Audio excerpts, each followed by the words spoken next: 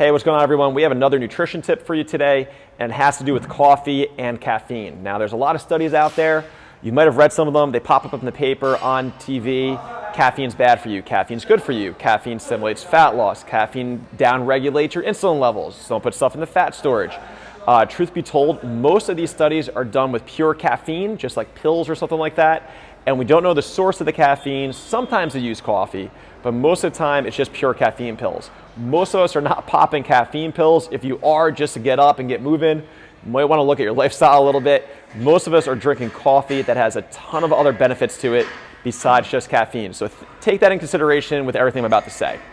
So most of the time when we drink coffee or have caffeine, you're going to notice that your insulin sensitivity drops.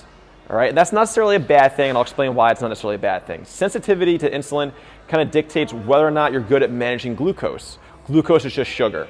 So now think about all those cyclists, sorry I'm picking on you cyclists, that go riding, stop at a coffee shop, and they're having a bunch of carbohydrates with their coffee. Probably not a good idea because your body's not going to manage that glucose intake very well.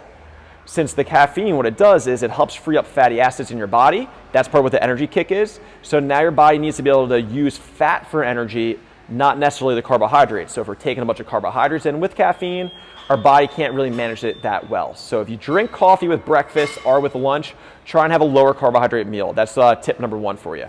All right. Now, number two is if you do drink coffee while sitting at work, sitting in your car, that's not necessarily a great idea as well because all those fatty acids get freed up. And now we're just sitting there, so it'll go right back in the fat storage. We want to get up, move around, maybe at lunch while you're drinking your coffee, walk, maybe be drinking your coffee while you're walking around getting ready for work.